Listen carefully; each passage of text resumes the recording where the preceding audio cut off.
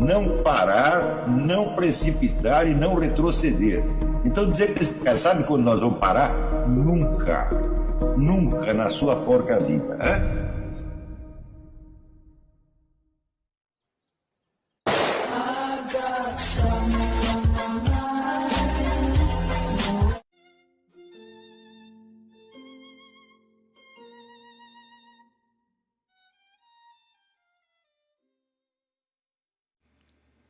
E aí pessoal, tranquilo? Então vem aqui antes do vídeo começar, pedir para vocês se inscreverem, quem não for inscrito, compartilhar, curtir, comentar. Quem puder seja membro do canal, que isso ajuda bastante. Tem também o link do Apoia-se. Quem puder ajudar nosso canal e apoiar financeiramente vai ser muito bem-vindo. Mas o mais importante é transmitir o conteúdo e os conhecimentos do professor Olavo de Carvalho para mais e mais brasileiros. Então compartilhe e ajude aí nossa causa. Muito obrigado a todos os membros, apoiadores do canal. Fico muito feliz. Tenho certeza que a gente está no caminho certo. Então fiquem com o vídeo e até mais. Valeu! Eu fiz observar que toda a percepção que nós temos do mundo exterior e também do nosso próprio mundo físico interior nunca é contínua, é sempre recortada, é sempre picotada. Quer dizer, nós só, de fato, nesse sentido, nós só temos fragmentos, não tem uma única percepção que você possa ter de maneira contínua. Os nossos pensamentos também são totalmente descontínuos, você não consegue se concentrar na mesma coisa durante um minuto. O pensamento está toda hora escapando. Tá certo? Então, da descontinuidade das percepções, nós poderíamos tirar a conclusão kantiana de que o mundo nos chega por fragmentos soltos e que a nossa mente os unifica. Só que quando examinamos a nossa mente, nós vemos que ela é ainda mais fragmentada do que o mundo das percepções sensíveis. A rigor existe até mais continuidade no mundo físico do que nos nossos pensamentos. O fato de que você, por exemplo, quando você, até alguém aqui mencionou a experiência de você acordar, você perceber que você está no mesmo lugar onde você dormiu, mas não de imediato. Quer dizer, no primeiro instante você não sabe onde está e depois você reconquista a unidade da sua percepção, da situação que você ocupa, a partir de um dado que você recebe do mundo exterior. Quer dizer, os dados do mundo exterior ajudam você a reconquistar aquela unidade, aquela continuidade que o pensamento está sempre perdendo. Não é isso? O Gurdjieff, que era um terrível gozador, dizia que se você alguém conseguisse se concentrar durante 5 minutos no seu próprio polegar, todos os problemas estariam resolvidos. Mas você pode testar, você vê que é absolutamente impossível. Quer dizer, mesmo pessoas com altíssimo nível de concentração, de quanto tempo dura a concentração delas. Né? E no que consiste a concentração, se não em você retomar um fio da meada que você está perdendo o tempo todo. A concentração humana não consiste em nada mais do que uma capacidade de reconstituir uma unidade que está permanentemente se esvaindo. Portanto, a fragmentariedade da nossa percepção não pode ser compensada de maneira alguma por uma misteriosa unidade mental kantiana, já que a nossa mente é ainda mais fragmentária do que os nossos pensamentos são ainda mais fragmentários do que a nossa percepção.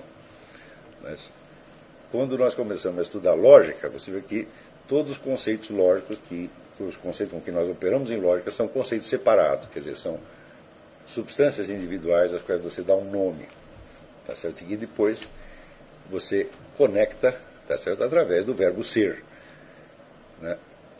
Reconstituindo então uma espécie de simulacro verbal de uma unidade hipotética. Quer dizer, até o verbo ser em lógica é chamado a cópula, porque ele junta dois conceitos. Não é isso? Então, mas você pode ver que qualquer discurso lógico ele se constitui de uma série de unidades separadas, discretas, que são juntadas idealmente pelo verbo ser, ou algum outro que seja usado nesse sentido. Então, parece que tudo o que está à nossa disposição, quer dizer, as percepções, os pensamentos e até este simulacro de unidade que é o discurso lógico, tudo isso se compõe de fragmentos. E, no entanto, todos nós sabemos que a unidade do real é uma condição sem a qual não poderia haver nem conhecimento, nem percepção, nem pensamento, nem coisa nenhuma. Então nós perguntamos, se esta unidade não está dada no mundo físico exterior, também não está dada na nossa mente, e também não está dada na reconstituição artificial que nós fazemos pela lógica, onde raios está então? Tá certo? Então, esta questão se associa frequentemente uma outra, que eu acho uma das questões mais idiotas do mundo, que é das relações entre mente e corpo. É assim, quando você vê os programas de estudo de filosofia aqui nos Estados Unidos, eles consistem quase sempre em você criar dilemas, né, diabólicos, e então você começar a discutir aquilo indefinidamente. Então as relações mente e corpo, o que já se publicou aqui nos Estados Unidos, relação mente e corpo, dá para você encher toda a biblioteca do Congresso e sobra um pouco, entendeu? E sempre a coisa é colocada assim, como que um negócio que é puro pensamento pode mover, né, um corpo no espaço, tá certo? Então você vê que esta questão recoloca no seu próprio nível a questão da unidade. Isso quer dizer, para você saber o que unifica o mundo, unifica a realidade, você precisaria saber o que unifica a sua mente com o seu corpo. Mas como você não consegue nem mesmo resolver isso, então a questão da unidade do real se torna aí sim um bicho de 7 cabeças, tá certo? Mas essas questões, elas sempre aparecem, tá certo? Pelo fato de que nós, partindo de uma experiência muito superficialmente observada, nós criamos conceitos e, a partir daí, exigimos que o interlocutor, ou que nós mesmos, consigamos montar esses conceitos de uma maneira que resolva os enigmas que assim foram colocados.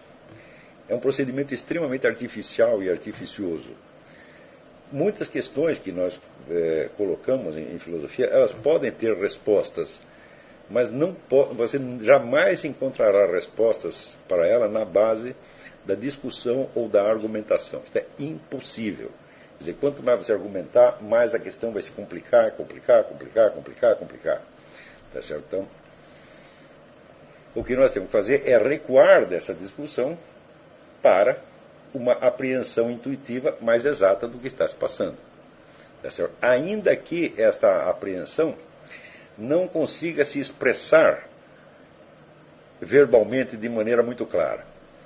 Quer dizer, aí, de uma vez por todas, você tem que decidir. Você quer saber as coisas, mesmo que não consiga explicá-las para ninguém, ou você quer ter uma explicação que todos tenham que aceitar, que seja universalmente probante e obrigatória. Dito de outro modo, você quer conhecer ou você quer persuadir? Não é isso? Então, também perguntando de outra maneira, você quer obter a resposta à questão de maneira que você a entenda, ou você quer obter uma resposta que já venha verbalizada, sob forma que os outros tenham que aceitar? Tá certo? Então, eu acho que o fato de que as investigações filosóficas se procedam por meio de discussões públicas, eu acho isso um verdadeiro desastre. Porque a discussão pública só pode ser feita a partir de conceitos que estejam mais ou menos estabilizados. E os conceitos estabilizados, é difícil que eles possam refletir a experiência real. Eles já são coisas muito secundárias em relação à experiência. Pior ainda, como essas discussões se desenrolam não entre pessoas humanas, mas entre cargos públicos. Quer dizer, são funções públicas que estão discutindo, por exemplo, numa faculdade ou num congresso de filosofia. Não são pessoas reais, concretas, vivas, que possam dar um depoimento efetivo, direto da sua experiência e direto da sua alma. Então, tudo isso torna muito difícil. Essa é uma condição que se cumpria, por exemplo, que se cumpria de maneira muito melhor nos famosos diálogos socráticos, que era uma conversa entre amigos que não hesitavam em recorrer às suas memórias, ao seu depoimento pessoal. Você vê que muitas vezes ali nos diálogos de Platão aparece um depoimento pessoal, contando uma coisa que aconteceu para ele. E meditando e investigando filosoficamente a partir daquele material vivo, imediato. Hoje não se concebe que uma pessoa faça isso num congresso de filosofia. Mas ficaria fora da circunstância. Quer dizer, você já tem que apresentar um produto mental, né, elaborado e formalizado de acordo com as normas acadêmicas. E isso significa que você não pode pegar as questões na sua origem. Você não pode enfocar nenhuma questão originariamente. Você só pode pegar um material de segunda mão. Então aí fica realmente difícil. Tá certo? Não estranha que, a partir do século XIX, alguns dos progressos da filosofia tenham acontecido justamente a partir de uma espécie de protesto da alma individual, como acontece em Kierkegaard, por exemplo, que, né, ele vê todas aquelas discussões filosóficas e ele diz, bom, mas onde estaria a minha pessoa real? O que eu tenho a ver com isso? Tá certo? Ou como Franz Rosenzweig, que era na trincheira da Primeira Guerra Mundial, ele tinha estudado muito filosofia, depois foi convocado para ir para a guerra, foi para a guerra, então está lá no meio do bombardeio, né, vendo cabeça rolando, né, sangue jorrando para todo lado, e ele pergunta, mas o que tudo que eu aprendi de filosofia me ensina para este momento aqui? Nada, quer dizer, tudo aquilo é enormemente vazio. Então, várias vezes ao longo da história, a filosofia que começa a se extinguir, começa a perder energia, começa a perder vitalidade, justamente por causa, vamos dizer, das formalidades da profissão, tem que se revigorar, voltando justamente àquele material bruto da experiência pessoal que, né, a classe letrada, as pessoas, como é que se diz, bem educadas, tinham rejeitado por ser demasiado primitivo. Tá certo? Então essas primitividades, toda hora elas retornam na filosofia, e são elas que são que constituem a carne e o sangue das questões filosóficas. Né? Agora, se raciocinamos a partir de esquemas já formalmente articulados, né, em linguagem lógica, nós nunca chegamos a nada. Claro que nós arrumamos aí um montão de dilemas que podem ser debatidos filosoficamente até o fim dos dias e que alimentam discussões sem fim e justificam de algum modo a existência da profissão filosófica como algo pelo qual as pessoas pagam, tá certo? O Estado paga, né? Evidentemente não é esse o nosso caminho aqui, tá certo? Desde o início eu disse para você tem que fazer uma opção de se você quer convencer os outros ou você quer saber alguma coisa. Então, primeiro saber, convencer os outros, depois, se for possível. Às vezes você não pode, não digo nem convencer, às vezes você não consegue nem contar o que aconteceu. Você compreendeu algo, mas você não tem a linguagem, nem mesmo para relatar, quanto mais para expressar. Tá certo? Então, lembre-se, saber alguma coisa é saber algo que os outros não sabem.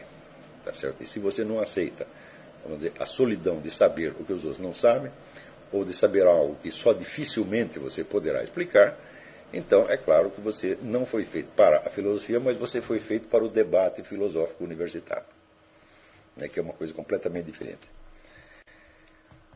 Muito bem.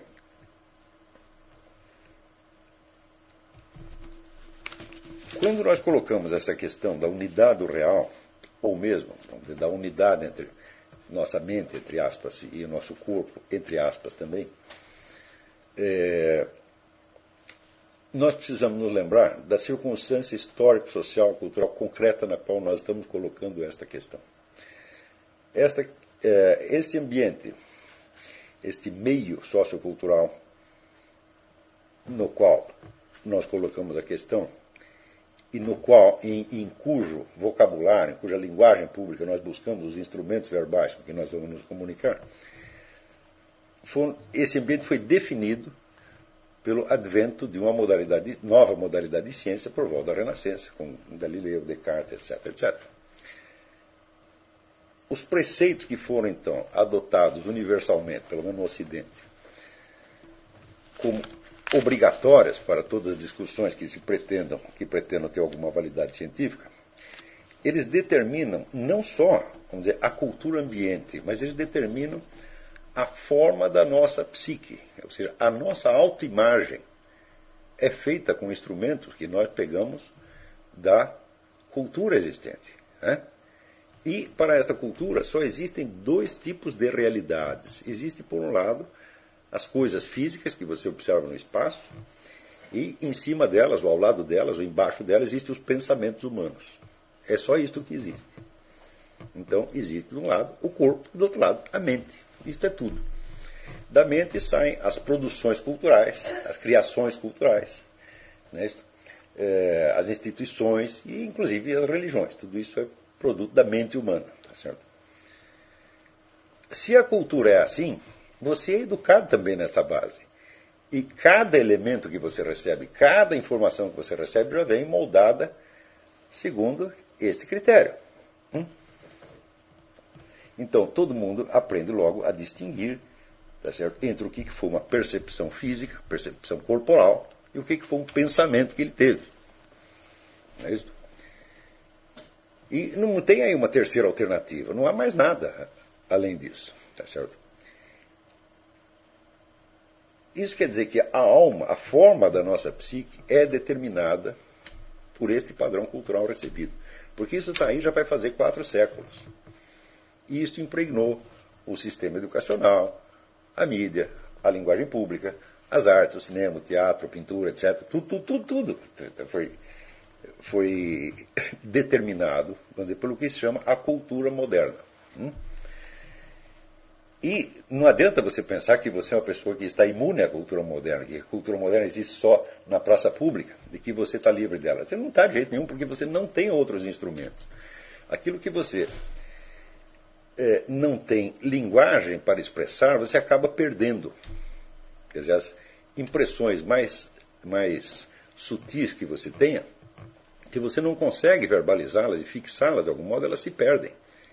E o fato é que a cultura moderna não dá instrumentos para você fixar essas impressões mais sutis, a não ser, às vezes, sob a forma, vamos dizer, formas poéticas muito extravagantes e misteriosas, como você vê na cultura moderna. Você tenta ler, por exemplo, Mallarmé ou Guillaume Apollinaire, você vai ver como ali você tem impressões de uma riqueza enorme, mas expostas numa linguagem enigmática que impede que ela se torne moeda corrente.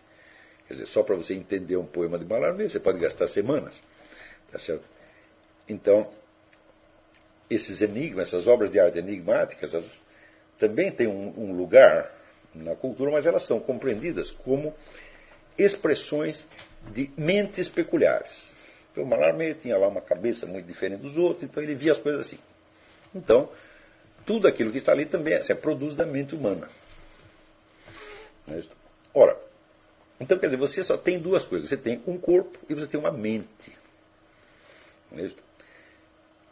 Se você é um sujeito religioso, tá certo? Você vai acrescentar a isto alguns dogmas da fé.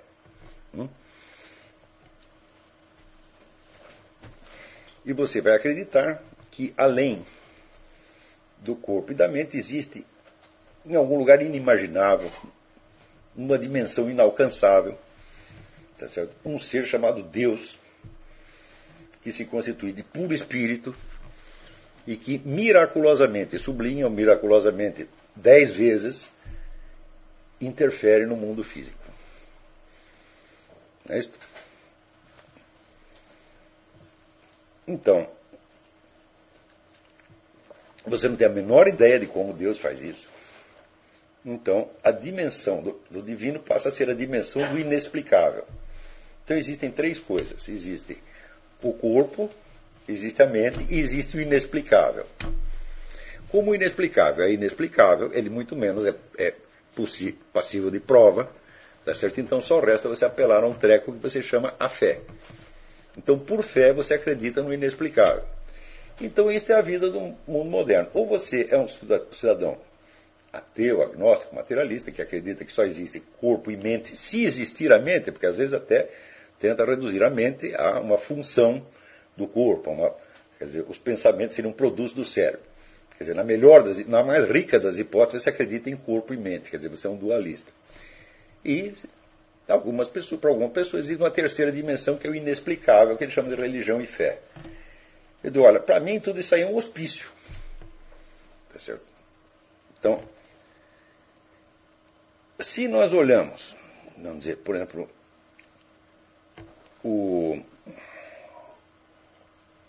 lemos algumas partes do Evangelho, né, onde Cristo diz, por exemplo, tudo aquilo que você pedir com certeza de obter, você obterá. Eu digo, mas peraí, mas o Cristo está louco, está bêbado? Como é que eu posso ter certeza se as minhas percepções são fragmentárias e a minha mente é fragmentária? Durante quanto tempo eu vou ter certeza? É? Quer dizer, eu tenho certeza naquele momento, no instante seguinte, já esqueci, eu estou duvidando, eu penso o contrário. Ademais, a nossa mente também, ela funciona dialeticamente, ela funciona por oposições. Você só entende uma frase quando você entende o contrário dela. Então você tem que pensar os dois. Para você pensar que A é B, você também tem que pensar o que seria se A não fosse B. Tá certo? Então, como é possível ter fé nessas condições? Se só existe o meu corpo e a minha mente, então eu estou no mato sem cachorro. Não dá para ter a tal da fé. Bom, isso digo eu, porque eu sou um sujeito sincero comigo mesmo. Né? Eu digo, nessas condições não dá para ter fé nenhuma. Se só o que existe é isto, não adianta apelar por inexplicável, porque eu também teria que ter fé no inexplicável. Eu não posso ter fé no inexplicável por mais de 2 minutos. Então, é evidente que se Jesus disse isso, é porque ele acreditava que você podia ter fé. Mas se ele acreditava nisso, é porque ele não vivia dentro da atmosfera determinada pela cultura moderna, onde só existe o corpo, a mente e o inexplicável. Na época devia existir uma outra coisa. E essa outra coisa deveria ser imediatamente acessível a todas as pessoas e fazer parte da experiência comum delas. E essa coisa simplesmente desapareceu no curso dos tempos. Se você observa, se você investiga documentos de outras épocas,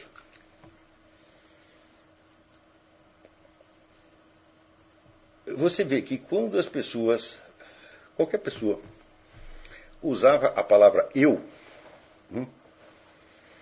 ela não estava se referindo nem ao seu corpo e nem à sua mente.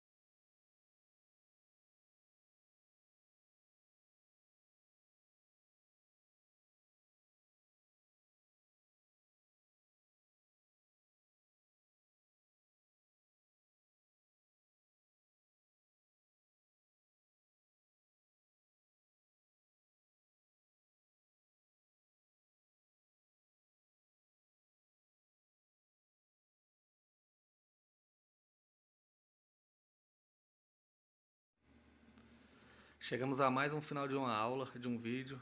Espero que tenham gostado. Quem não se inscreveu ainda, se inscreva, compartilhe, comente. Ajude o nosso canal, apoie, seja membro. E ajude o nosso canal a chegar a cada dia a mais brasileiros que precisam muito do conhecimento do professor Olavo de Carvalho. Então é isso aí, fique com Deus, até o próximo. Valeu! Então é isso aí, pessoal. Que é o nosso canal, que são alguns livros que eu já li. A maioria foi doação, mas alguns eu adquiri, professor Olavo de Carvalho. Alguns livros se perderam aí que eu emprestei, professor Alexandre Costa, a Bíblia Sagrada. 10 lições sobre Karl Marx. Indico a não ler esse livro, que é muito ruim mesmo. Alguns pensadores aqui que realmente, como o professor Olavo de Carvalho disse, não são pensadores. Valeu, tamo junto aí. Apoie nosso canal, seja membro.